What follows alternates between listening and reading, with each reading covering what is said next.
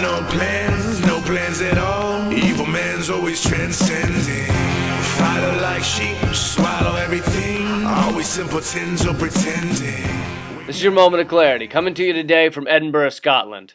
So you've probably heard the people talking about global warming also mention how to boil a frog. The story goes that if you drop a frog into boiling water, he will immediately jump out because he'll think, holy God, it's hot in here. But if you put a frog in room temperature water and then slowly bring it to a boil, the frog won't jump out because he'll just think there's something wrong with the thermostat, and then he'll busy himself writing strongly worded letters to the hotel manager demanding a room with a more reasonable heating system. He'll keep doing that until he's a fried frog. Well, besides being an indictment of the intelligence of frogs, it's meant to make us ask ourselves, are we the frogs?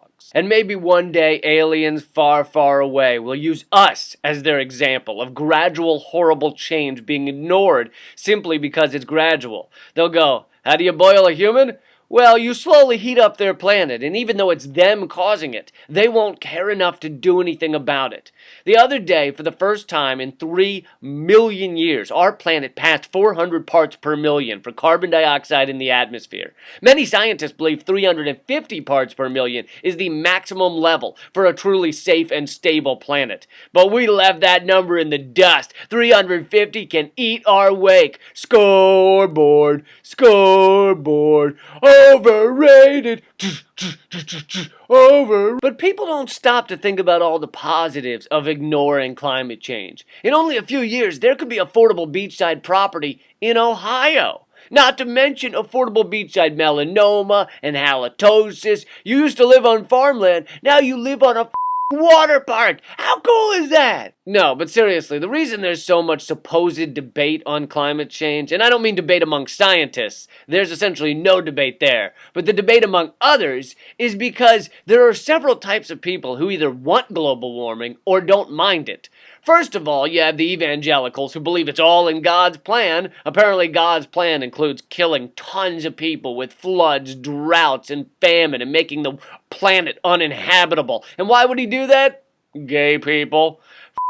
Gay people. Always it up. There is nothing God hates more than a well-choreographed dance number. Seriously, gay people, why do you have to up the entire planet for everyone? Next, you have Alex Jones's people who think a conspiracy is behind global warming and scientists somehow manufactured the 400 parts per million of carbon dioxide in the atmosphere so that the corporate elite could make money from carbon trading. Yes, that's right. The same people who make trillions of dollars from everything oil are now tricking you to stop you from using oil so they can make a much, much smaller amount of money. It's like me betting you $5 I won't tear up my own $20 bill, and then I do it, you give me the $5, and I go, sweet, look who's $5 richer. The truth is, Alex Jones needs a conspiracy once a week or else people turn off his fact-free program. So this week, what do you know? He has a conspiracy to tell you about. This is my only question for Alex Jones and his fans. When was the last time someone just actually died and wasn't assassinated? Never? Really? No one's ever died? Then there's one final group that love global warming, the corporate plutocrats, who don't mind global warming so much because A, they make insane amounts of money from us burning oil, and B, they want the oil underneath the Arctic. So they love that the Arctic is melting. They don't give a about a penguin. I know penguins don't live in the Arctic, but still, you gotta admit, they don't give a about a penguin. Note to self, purchase website, they don't give a about a penguin.com.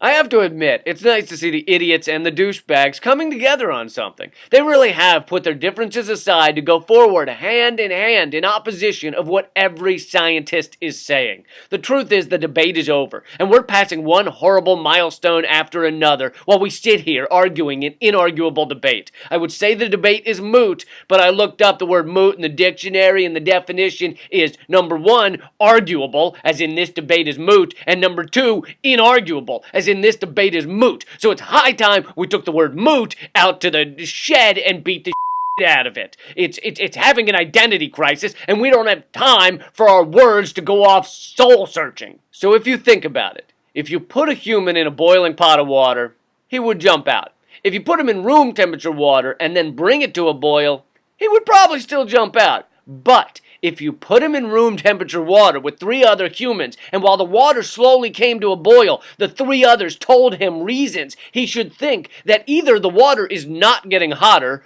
or that God wants it to get hotter, then the human will stand there until he dies a horrible death and takes the frogs with him.